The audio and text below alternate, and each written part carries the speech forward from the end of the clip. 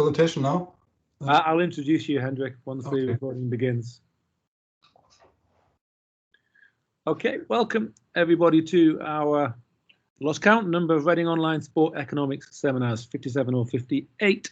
Obviously, there's another event taking place today, the start of the European Championships, but the main event is here with a talk that we're delighted to introduce from Hendrik Sonnabend on the theme of football or soccer, depending on your preferences. Indeed, in particular, the title is Presenteeism, When Employers Are Under Pressure, Evidence from Professional Soccer. Hendrik has got about 60 minutes in which to talk. If you do have any questions in that time, his co-author Mario is on the call as well. Mario, can you see the chat? I can see it, yeah. In that case, Mario can see the chat. So if you have questions for clarification during the talk, we'll go for Mario first. And if you can't resolve it there, we will then interrupt Hendrik. But otherwise, Hendrik will talk for 60 minutes and we'll have time for Q&A at the end. So without any further delay, Hendrik, please do take away your talk. Thanks a lot, James. So let's start.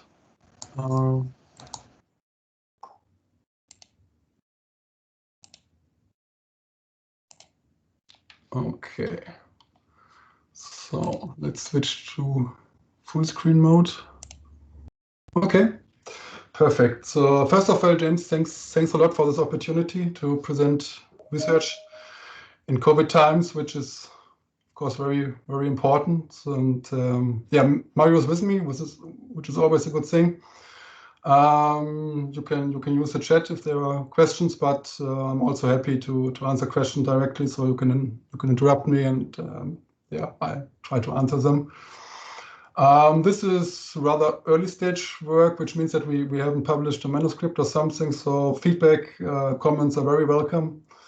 There's still the opportunity to improve the paper.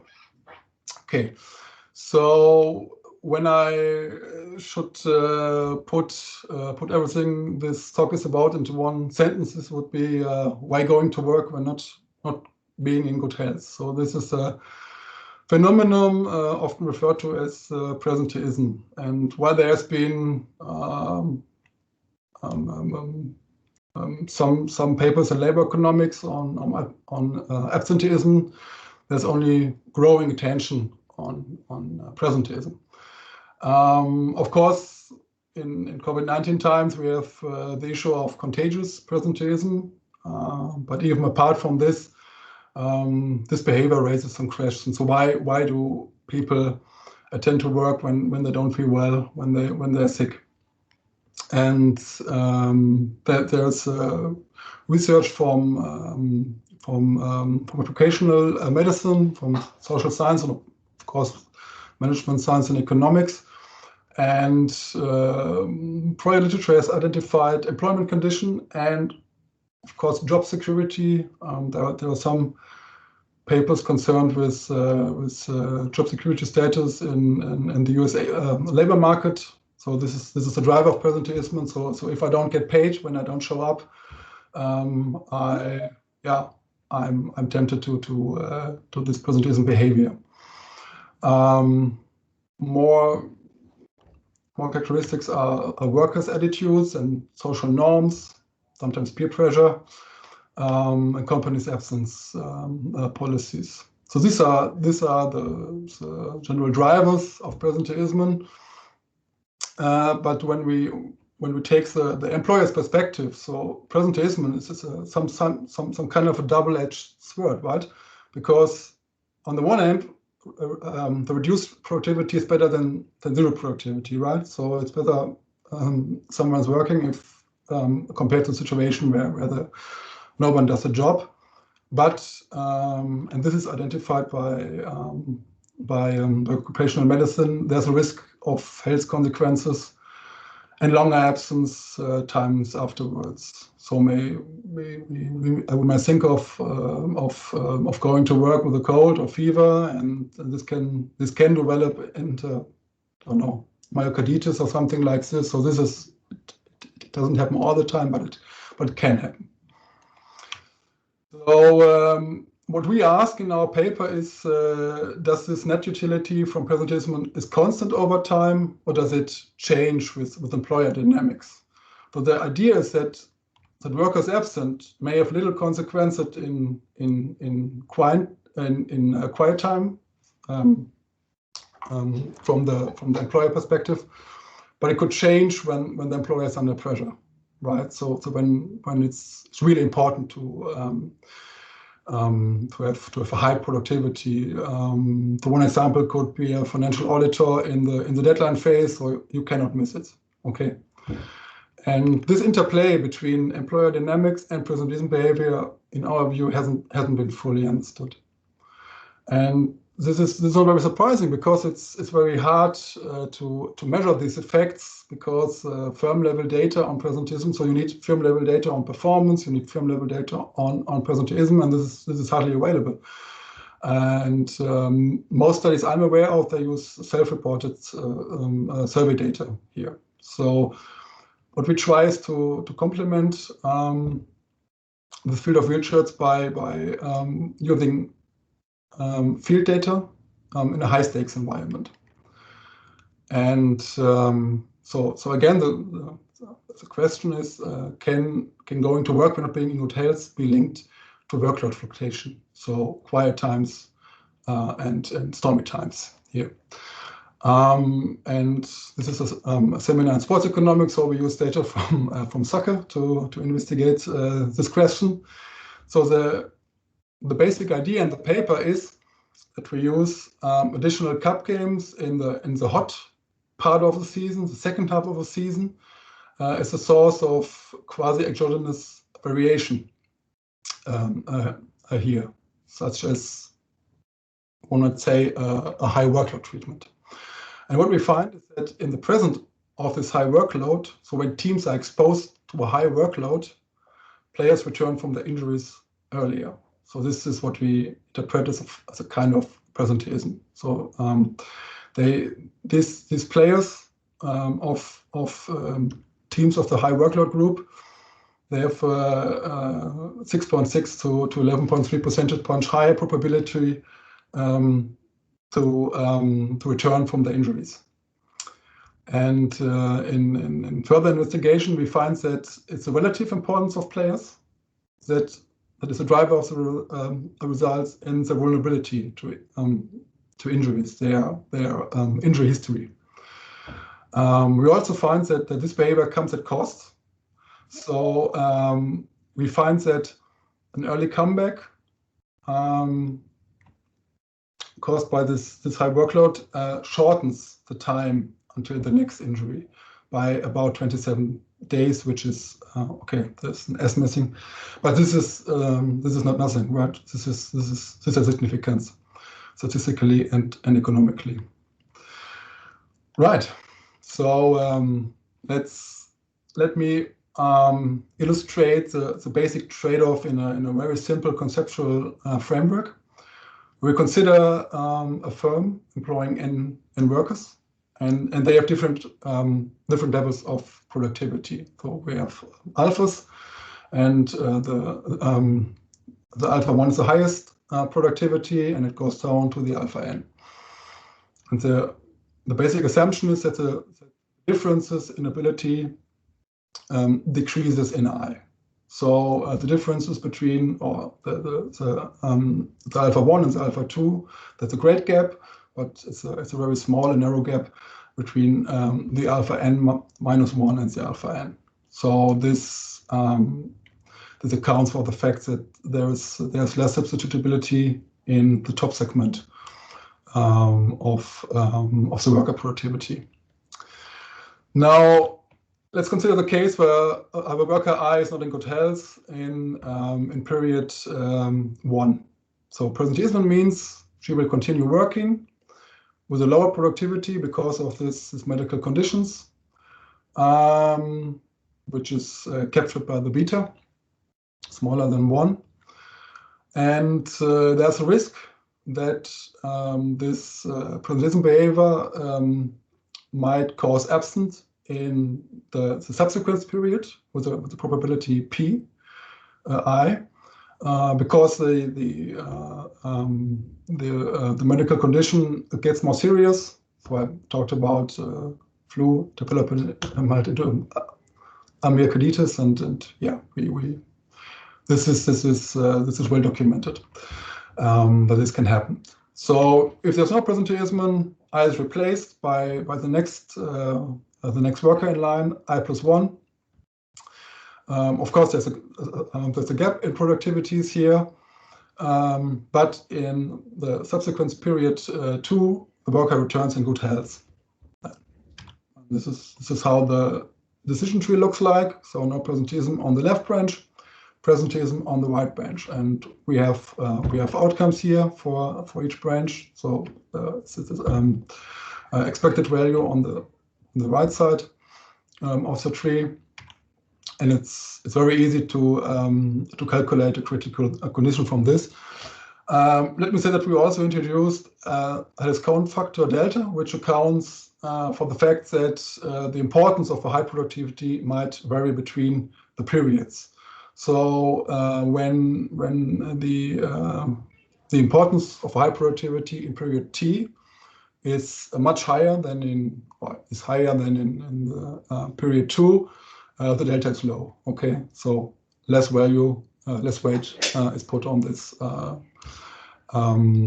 second round outcomes. Right. So it's in case the beta is high enough so that the reduction is not too harsh, that it doesn't make sense for the worker to show up. Then even apart from, well, this is true even apart from this risk of absence in the second period, we can formulate this critical condition captured by an equation 1, and there are lessons we can learn from it. First, presenteeism is more likely for high values of beta, so the production productivity shouldn't be too strong. Then for low values of delta, so the productivity of worker I should be more important in period 1 compared to 2. And for low values of this risk parameter P, the risk of absent in period 2. And if we look at the difference between the alpha I and the alpha I+1, this also means that presenteeism is more likely in the top productivity segment, where workers are less easy can less easily be replaced. Right. So, coming to the data. What we did is we collected data from the top soccer leagues in Germany, Spain, and Italy, covering seasons from 2010 to 2019. And of course, the focus is on absenteeism of players due to medical conditions. So the source, and this has been used by some people in the audience, I think, is Transfermarkt.de, so German-based football websites where we can collect this kind of data. So it's really nice to have a site where there's a great documentation of player absences. The raw data comprises over 80,000 absences. So we have start dates, end dates, so we can calculate durations. We have the category of the injury, the diagnosis, in other words. And what we do, and I will speak more about it in a minute, we take the average recovery times from the first part of the season. So this is the July to December part of the season. And we perform analysis for the second part of the season, which gives us more than 6,000 observations here on the player injury level. On the whole, we have nearly 150 different types of injuries with an average duration of 17 days and a standard deviation of 18. So what we did next was we grouped the diagnosis into 21 categories according to the median duration. So when we look at the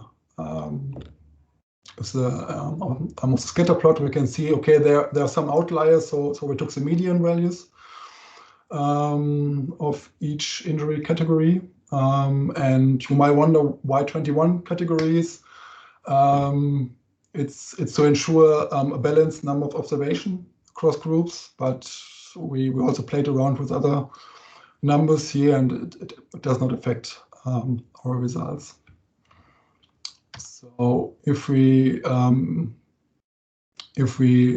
sort this injury types in ascending order, we can see there's a steady increase across categories, but it gets a bit messy in this last category. So data is a bit noisy here. This is a very this injuries with very long durations of absence, and because of this, we decided to exclude this category from the analysis.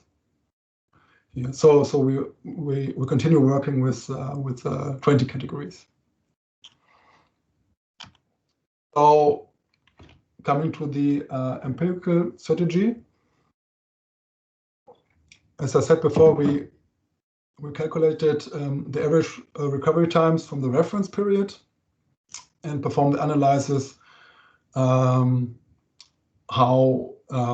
recovery times vary with respect to workload in the relevant period. So what is the reference period? What is the relevant period?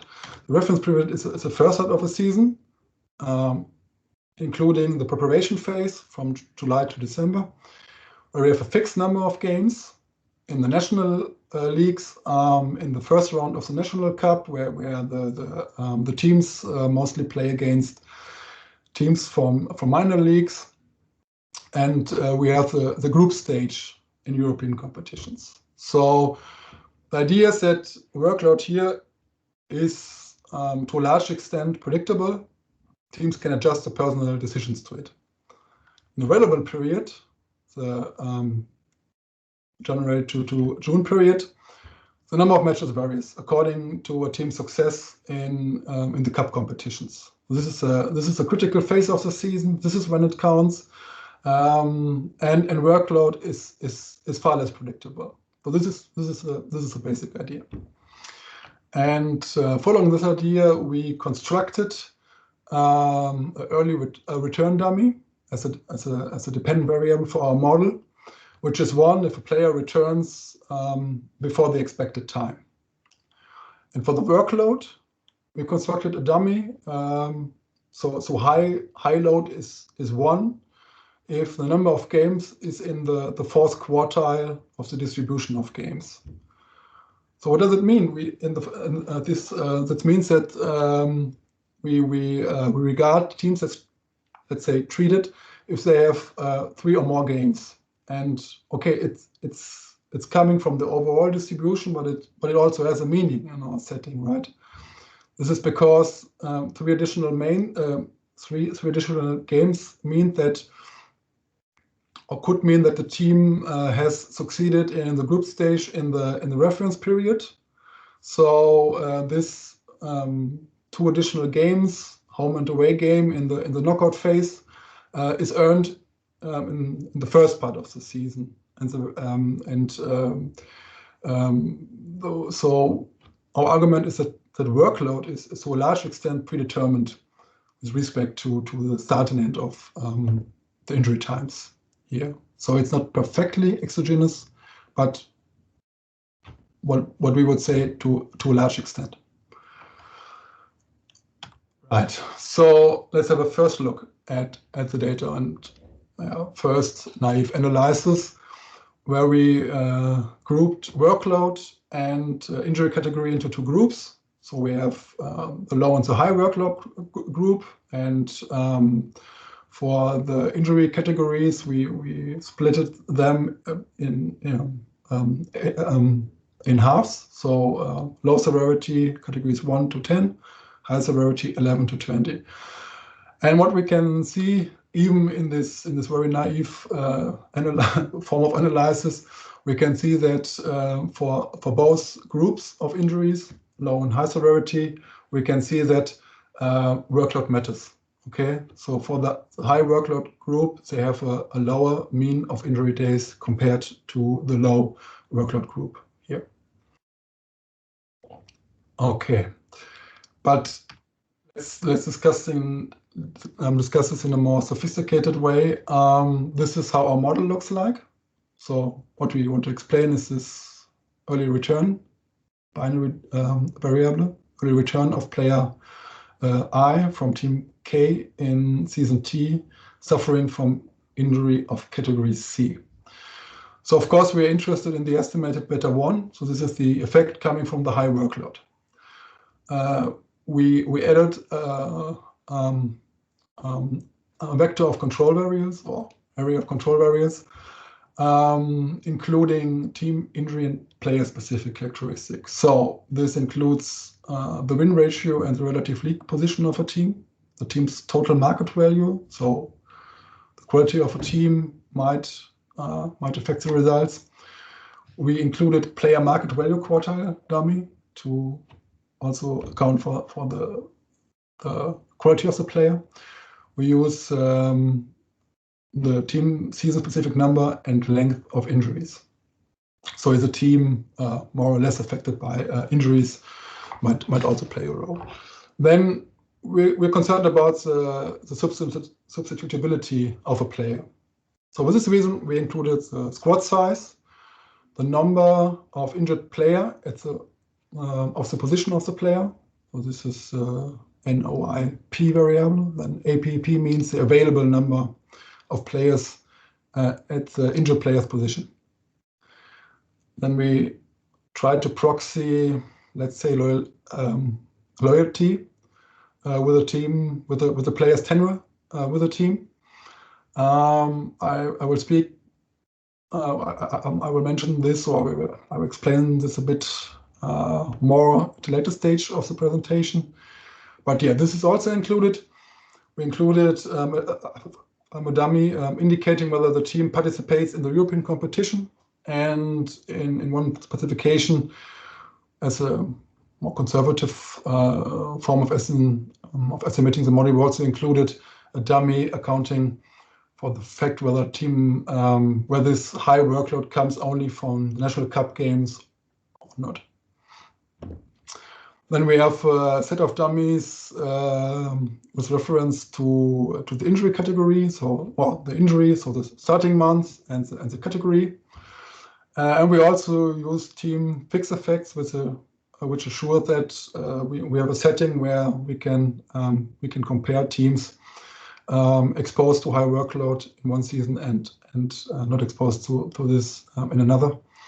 We also included season fixed effects to control for developments in the medical sector. Yeah, something like this. So before I come to the basic results, let me show summary statistics here. I think nothing really interesting here, but yeah, you can talk about it. So it's just to show how the distributions look like. Then let's move on to first results. So if we estimate the model without controls, without the fixed effects, we can see that a high workload increases the probability of an early return by 11.8 percentage points. If we add controls, then the coefficient drops. Or if we add this fixed effect, the team fixed effects, and controls, we have a decrease of 7.3 percentage points. So this is our preferred specification shown in the column 4 with the team fixed effects. But we've also carried out regression with player fixed effects, and the effect survives, and yeah, it's roughly the same. So in my opinion, robust results here of this high workload, let's say, treatment. What we can also see is that there are other results in line with expectations. So the number of injuries at the player position also increases the probability of an early return here by 3.4 percentage points. Yeah, as some sort of other side of the coin, the number of available players playing player I's position decreases the probability, but to a smaller extent. So these are our first results, and one might object that, okay, this definition of an early return, it's pretty intuitive, but it might be a bit too imprecise, right? So this early return also includes an early comeback of, say, 1 day, and this might matter for very short injury durations, but it shouldn't matter if it's a really severe injury, like strong muscle injuries or the knee or something like this. So to give more confidence to our results, we introduced an alternative measure of injury duration. This is a relative injury duration. So this is the duration of the injury player I suffers from over the mean duration of this specific category. So it's a ratio, and we multiply it by 100, so it's a percentage. Then we created a new dependent variable from this. Okay, we call it diff, which is not very interesting, but it has this index S, and the S says, okay, if this gamma, this duration, mean duration injury time ratio is smaller than this S, and this S is in intervals like 5, 10, 15, up to 100, then the dependent variable is 1. So if a player returns from an injury 5%, 10%, 15%, and so on earlier than expected, the diff is equals 1 for this index, 5, 10, 15. I think it becomes even more clearer when we look at results. So this is how the estimated beta from a basic model looks like for these different intervals. So for an early return of 5% earlier, or 10%, 15%, 20%, 25%, it looks pretty the same. Then there's a drop, it dents a bit, the estimated beta 1, and then it goes down for this very, very early comebacks. I mean, from an early comeback of 100% means there's as the player is not missing, so playing with pain, but we're not.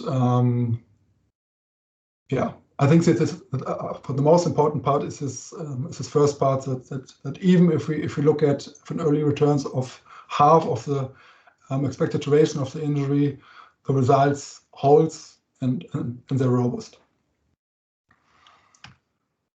Okay, so in the next step, we try to do some heterogeneity analysis, and this brings us back to the model that I've presented before. So there's some parameters that should influence the presenteeism behavior, or the effect of this additional workload on the early return. So first, we said, okay, it might be a difference if the player has a high productivity or ability or low productivity. So what we do is we collected market values again from Transfermarkt. We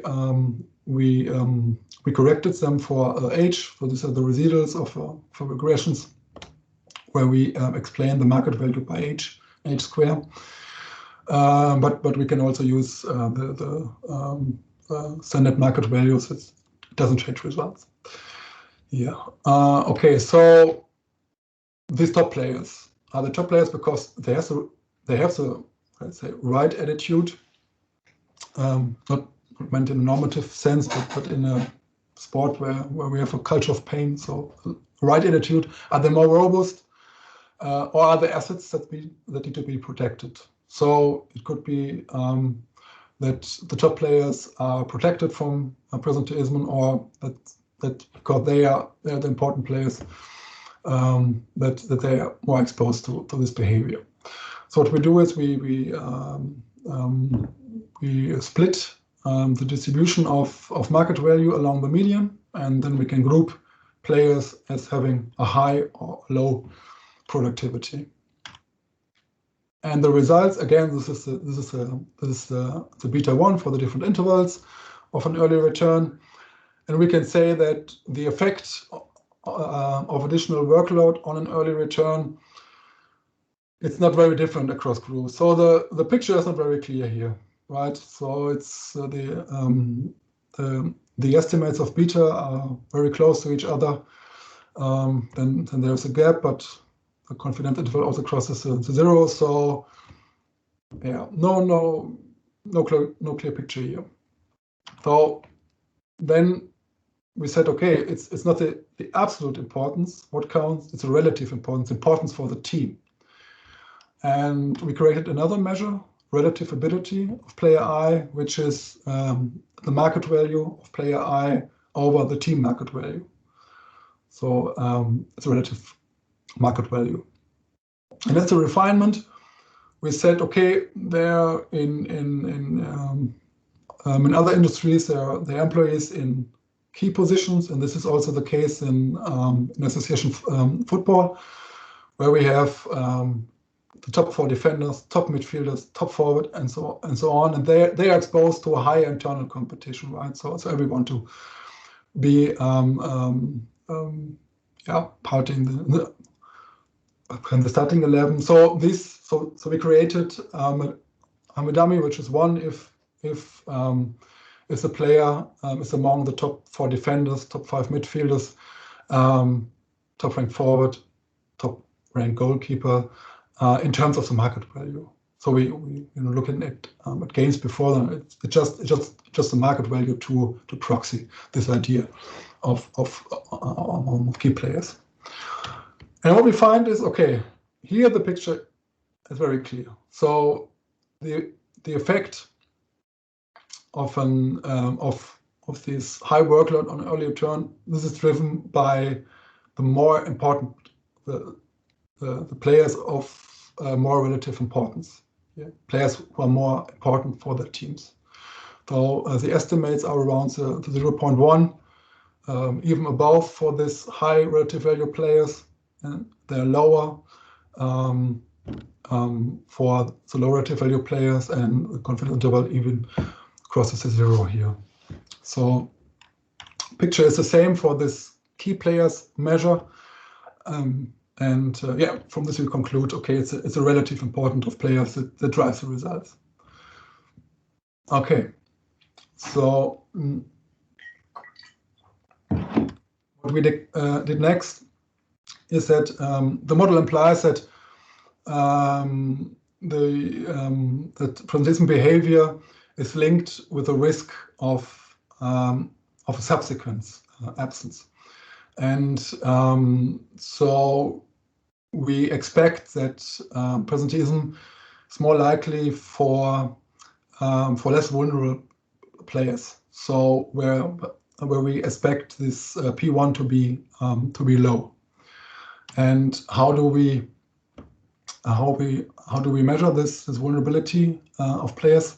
So this is the number of injuries per number of season ratio. This means, for example, if you suffered from 2 injuries in 5 seasons, the ratio is 2/5. The median is 1, and we split along the median again to group players. And again, we have a pretty clear picture here. So this presenteeism effect is driven, or this presenteeism effect caused by the high workload is driven by the player with a very short injury history. And players with a long injury history, they are protected from presenteeism, from this early return. Good. So To complete this part of the analysis, let me say that we have also looked at age, and cut a long story short, it's not a driver of the result. So when we carried out a median split in terms of age, which is 27, we do not find a difference in the younger and the older group of players. So we conclude that age isn't the predictor of vulnerability, at least in our sample. Then, and I made a remark earlier on that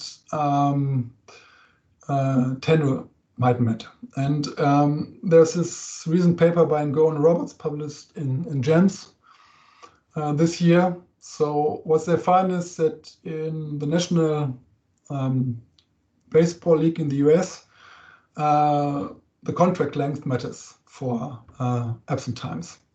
So they find, excluding the top players, but for the other players, they find that if the players are near the free agent status, they try to show themselves on the pitch, and there's a decline in absences or mismatches. So let me say that we don't have contract data, because at least I know this for Germany, but maybe someone has a tip. But in Germany, these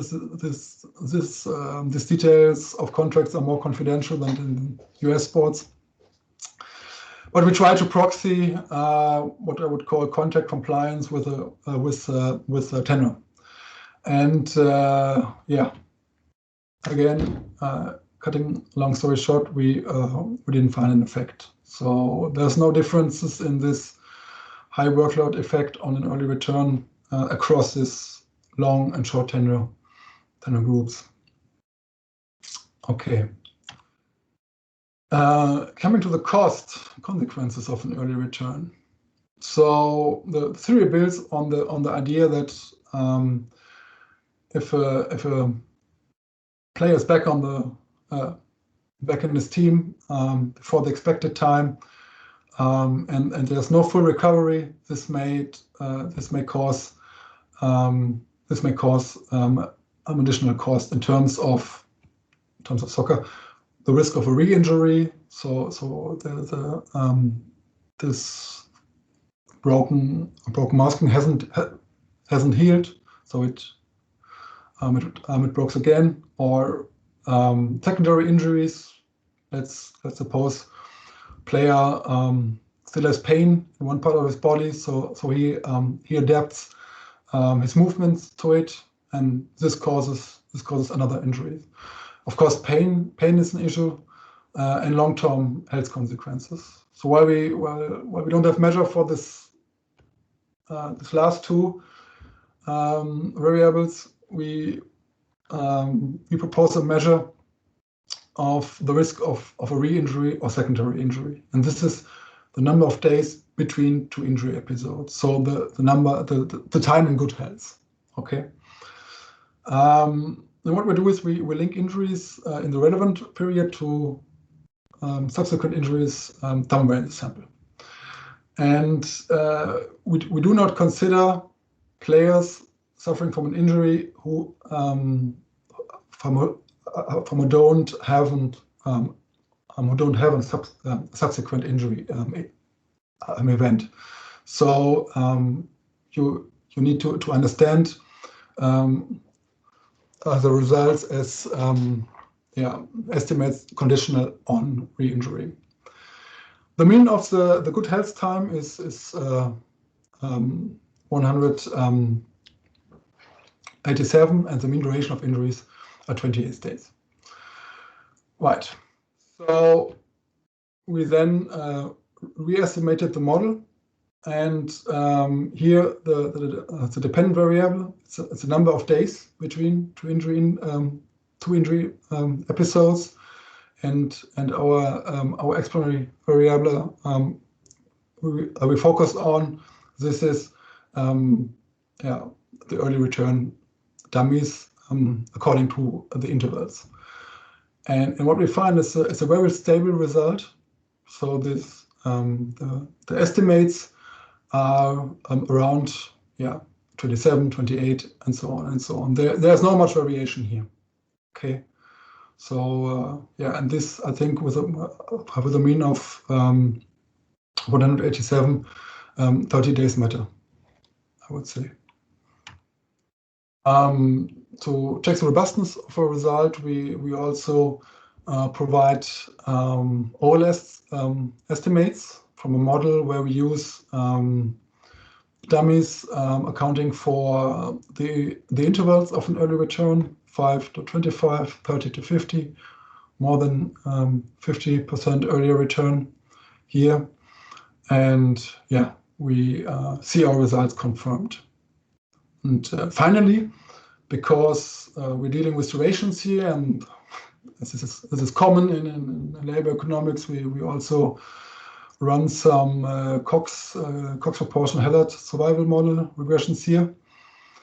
And the coefficient of the model is also different from 0. I think when we look at the change in hazard ratio, we can say that these players with an early return have a 70% higher risk of a subsequent injury compared to, let me say, the non-treated.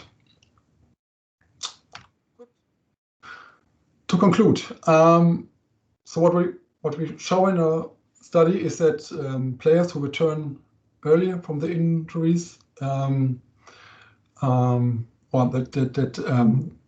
a nexus between the high workload of a team, the unexpected high workload, and the early return of players, right? So this is what we interpret as kind of presenteeism linked to employer dynamics. And we've also identified the drivers of the effect, which are the relative importance of players and the injury histories, which is perfectly in line with theory. And we've also found that this behavior, this presenteeism behavior, comes at a cost of a significantly shorter time in good health of about 27 days. To end the talk, let me present some thoughts on why do players cooperate. So obviously this behavior should pay off for teams because we find it in our data. But why do players agree? As we have seen, there's a high risk of a re-injury or secondary injury associated with an early comeback. So here are some reasons. So first, there might be career concern. So I've talked about the Ngo and Roberts paper, but there is also, when we think of traditional labor market arguments, some form of signaling here to other teams. Look, I'm robust. I'm here where my team needs me. And of course, everybody wants to win titles, so this might be external incentive. Then there might be direct and indirect pressure. So I've read in a paper from Sports Social Science that this is a paper with personal player interviews in the UK of the late 90s, but they reported a policy of inconveniencing the injured. So the injured player, they are excluded from the groups. They have to show up early in the bureau, and so on and so on. So I'm a policy to put pressure on this player. And of course, there's the fear of losing income if you get paid only, or at least in terms of the flexible part of the income when you're playing. So these are incentives to come back early, maybe a bit myopic reasons when we consider the risk of the subsequent injury. But yeah, this might play a role here. We have work attitude. So in these interviews, in this paper, I've mentioned before this role of players that have the right attitude in a man's sport, and so on and so on. Yeah. social norms in the sport, then there might be a feeling of a lack of replacement. So if I'm missing, nobody can replace me. I have to win this game. And another motive might that players want to prevent workload for the colleagues. So this is not a direct reference to soccer, but in other labor market segments. And yeah, finally, the sort of a gift exchange or reciprocity. So the club was nice to me, and I like to return the favor. Right. So I've come to an end. Thanks for attention, and I'm looking forward to your questions. Thank you very much. A big echo. Thank you for a very interesting talk. We have plenty of time for questions and answers, Q&A. And Thomas has his hand immediately up. So Thomas, go ahead. Thanks, James. Very interesting paper, very interesting analysis. In the back end, where you talked about the motives for going back too early, I was wondering, so your effect seems to be driven by the relatively better players, right? Yes. Most of it. And that's kind of interesting because we're looking at a different data set completely in the NHL. And there, what we find is that if you're injured, you get replaced by someone. That someone, in many cases, stays in at your expense. So can that be a motive as well, that you sort of want to sort of prevent the discovery of the people on the bench, so to speak?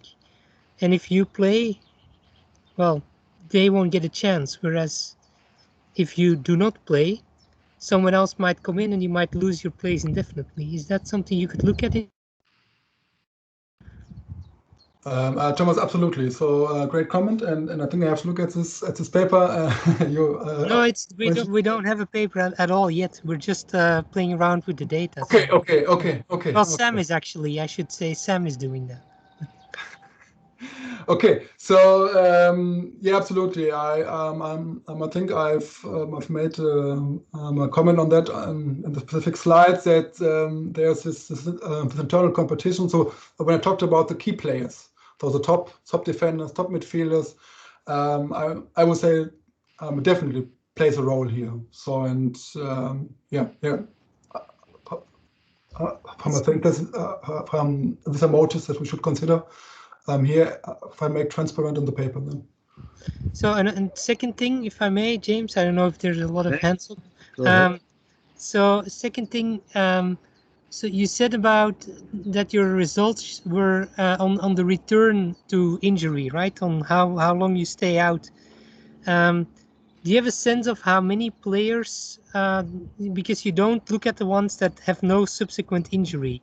Yes. Is there any sense of how many that are? Because if there's some, you might, at least if it's a good part, you might also say, I'm going to take that as a 0-1 dummy on the left-hand side, saying maybe you never return to injury when you wait long enough, right? So that sort of being in your sample in the first place is sort of another test of that proposition. Yeah, right. So this could be a case where I would hand over to Mario. Do you have numbers in mind, Mario? Yeah, I mean, the basic sample where we kind of estimate our baseline effects based on the earlier return probability, we actually have the full sample in there. So we also have people in there that are injured only once. This is why we actually do not prefer the player fixed effects specification, because we would lose lots of players that were only injured once. So the second part of the analysis, where we look at the cost of this presenteeism, is based on the condition that we see them re-injured. And the problem is, if we want to keep the other guys in that are never re-injured, we run in a big problem, because we cannot observe their career passes, right? So we would see some that are injured in 2019 and they are not re-injured because of a shorter time. But we also see guys that were injured in like 2012, but we don't see them because they escaped to England or whatever country, and we would introduce a mistake here. So I guess that's the issue of the data, and that would be around, I would say, like 1,000 injuries, something like that, out of the 6,000 that we have. Right, thanks. Thanks, Thomas. Any other questions and comments? Peter. So I'm going to try and link it into what's happening at the moment, or what's due to be happening later today. So is there a role for major international tournaments here? So I'm thinking whether the kind of top players are either more or less likely to return from injury sooner or later, depending on whether there's a year in which there's a World Cup or a European Championship. And I don't have a prior here, because it could obviously go either way, because they might be protecting themselves so that they're in full fitness, ready for the tournament, or they feel they need to come back a little bit sooner in order to prove their match fitness to be selected for the squad. So I'm just wondering whether, as a kind of robustness check, if you excluded those seasons in which there was a major tournament, that might, whether that affects the results in any way, or kind of what your thoughts are on that. Yes, Peter, great, excellent comment. We've also talked about this, how to handle this, because I think there's this paper by Niklas Thal in Management Science, where it's about career concerns of players, and they show that there's a response to the big tournaments in soccer in player performance. So we can expect that this could also happen for the injuries. Mario, so we've talked about it, how to include it. So what was the last? Yeah, I mean, that's an excellent comment and reference to the structure kind of the season that we observe here. I mean, in terms of like the average association we are measuring at this point, I think we are safe because we're using these seasonal dummies, but it's certainly worthwhile to look at whether this is actually the driver or slowing down what we find, because I don't have a prior either. It could be that you want to stay visible for your national team's coach, but it could also be that you want to rest because you want to compete at the international tournament later. So excellent point. Yeah, we have to look at this. Yeah. Thanks, Peter. Any more questions and comments? Stefan.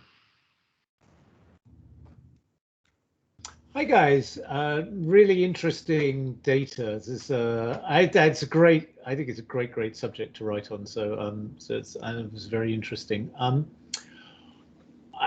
You might not be surprised that I'm interested really in the theory that sort of underpins this and the notion of presenteeism. And one thing I think is it'd be interesting if you were able to develop the model in some way. So effectively, the model you presented was a symmetric information. Everybody knows everything, and nobody. I mean, there was only really one consideration. It was sort of the player and the club and the manager were all on the same side, and everybody was agreed. And then at the end, you say, well, maybe there's some conflicts. Whereas I think really to me at least, I think the interesting question has to do with what is the relationship between the player who has some private information about their true state of health and the team, which is drawing inferences based on reports of doctors, which may or may not be accurate as to the player's state of health. And the question is, what is the incentive of the player in this context, and what is the incentive of the team? And of course, you've got this. Well, is one of Rob's papers, isn't it? The famous paper about the NFL quarterbacks who suddenly discover they have more injuries when they get 15-year contracts, which seems to be a kind of relevant point. And I think partly because I think, again, presenteeism is the, if you like, is the opposite of absenteeism. And absenteeism is something, if in a symmetric information world, absenteeism is extremely easy to deal with. You just don't pay people when they don't turn up to work. And of course, the reason that absenteeism becomes an issue is because we don't live in a world of symmetric information, and employers can't tell why you're absent, whether it's legitimate or not legitimate. And therefore, there's some signaling process going on here between the employer and the employee. And that surely must be the same with the case of presenteeism.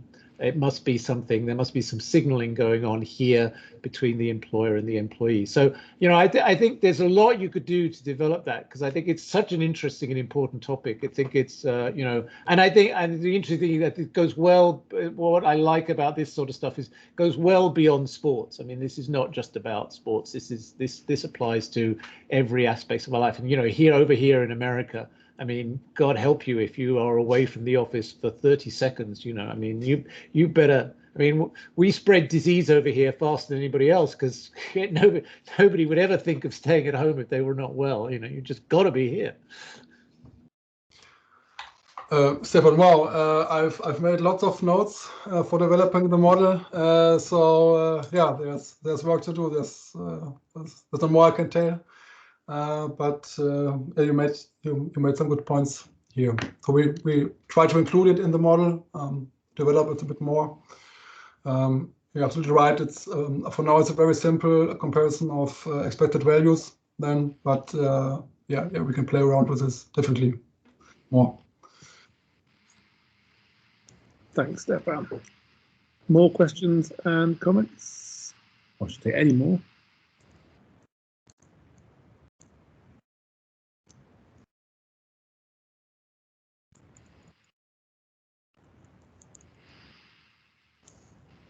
Well, in the pause, I will have the privilege of the host and ask something that I may have missed when you were speaking. But obviously, you're looking at players that return in less than the average amount of time for a particular type of injury.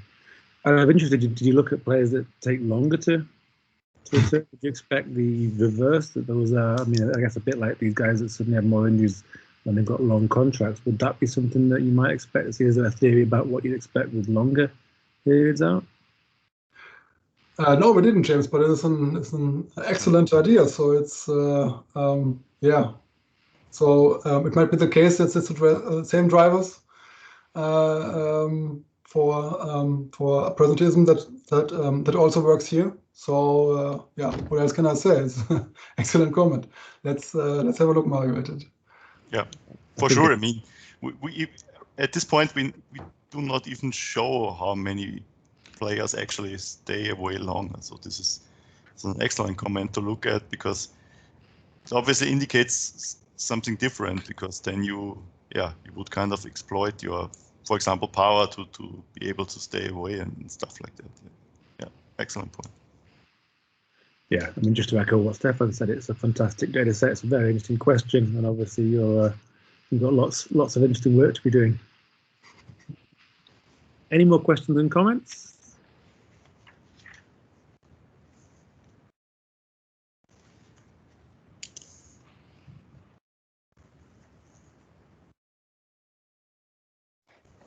Well, I think we'll take that as a no, and so it's oh no, there we go, just in the nick of time. Darius, a question. With a shortcut.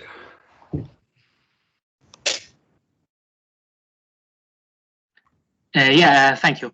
You mentioned in the paper that the age of the players doesn't really affect the proneness to injuries. Is that correct? So the general view would be that the older the player, the higher the risk of their injury, and perhaps the longer time of recovery. Would you be able to say a few words about it? Yeah, what we did is we split the sample according to the injury history. So this is our measure of vulnerability, and according to age. And while we find that there's a gap in the effect between these players with a long and a short history of injuries, this is not the case for age. So the effect is not driven by smaller or younger players. So the age does not seem to play a role here. And from this, we conclude that age is not strongly linked to vulnerability or injuries here. So this is what we have found. Yeah, exactly. Just to jump in here. So when we looked at the role of age, I mean, obviously we control for age in all our regressions, but when we looked at the age factor, we were kind of curious about if people actually would kind of over their careers adapt their presenteeism behavior in the sense that they would, for example, know better how long they have to stay away and stuff like that. But this is actually not the case. So we don't see much of a difference there, which does not mean that older players are not injured more severely or injured more often. So that's still something that can happen within our model. The other thing is, if we look at the outcomes, if the cost of getting re-injured, then we run in a bit of a problem, because we would see that people that are at least injured twice in our data are substantially older than like the mean or even the median age that we use in the first part of our analysis. So splitting that up is kind of elusive, because we would then look at completely different parts of the age distribution, and that would not really make much sense, because it would not connect to the first part of analysis. So that's kind of a good observation, that we don't have much to say about re-injuring and how it is related to age. Okay, thank you. Thanks, Darius. And then do you have any more questions?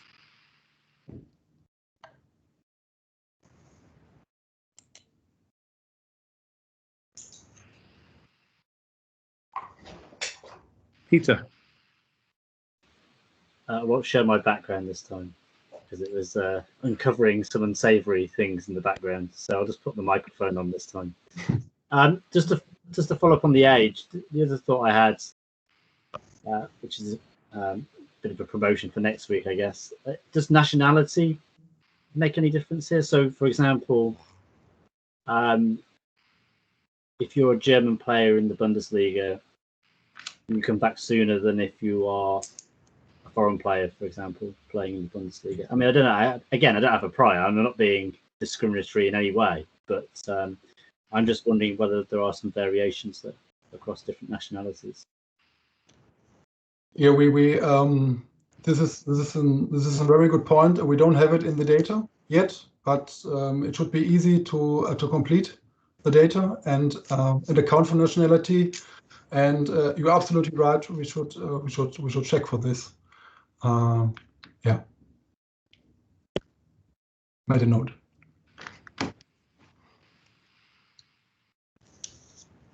Thank you again, Peter. Any more questions and comments?